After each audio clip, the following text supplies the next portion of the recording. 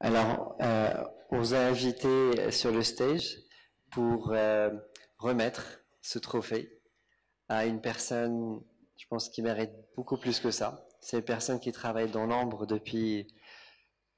Enfin, moi, je la connais au moins depuis 10 ans. Donc, je vais laisser Mathias annoncer le nom. Mr. Jamal Benhamou.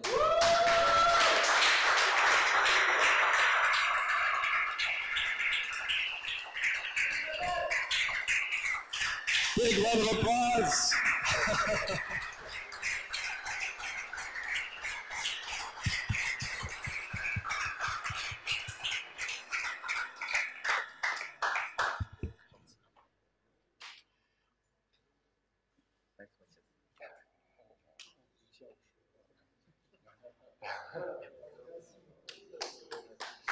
Another big round of applause for Jamal.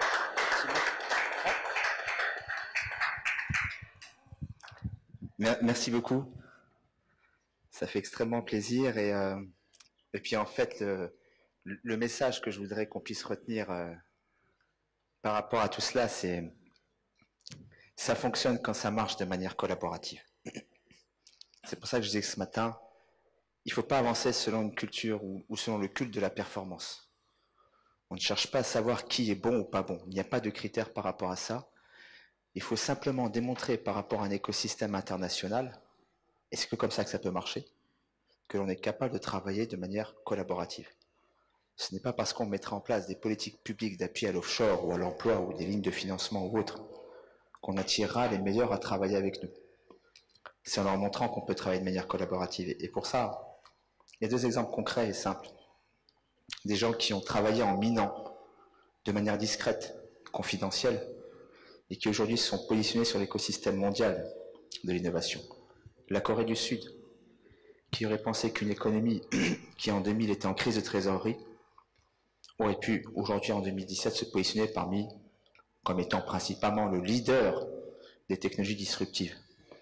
Tout simplement, ils ont eu cette capacité à travailler entre eux de manière collaborative sur un marché asiatique et en ramenant les meilleurs du monde parmi eux. Le second exemple, Dubaï. Dubaï dispose d'un programme qui s'appelle le Dubai Future Accelerator, où ils ont démontré à l'écosystème international que tous les acteurs travaillent main dans la main et sont ouverts. C'est tout ce que demande une start-up. C'est tout ce que demande une start-up technologique. C'est tout ce que demande un champion de l'innovation. Il a envie de venir dans un écosystème où les choses peuvent se faire rapidement et sans problème d'ego pour intégrer l'innovation. Ils ne viendront jamais dans un marché où ils comprendront qu'il faut 18 à 24 mois pour que uniquement les parties se mettent d'accord entre elles.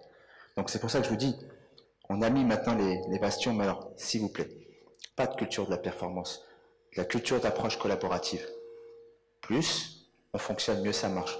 Du 19e et 20e siècle, le facteur clé de succès, c'était la compétition.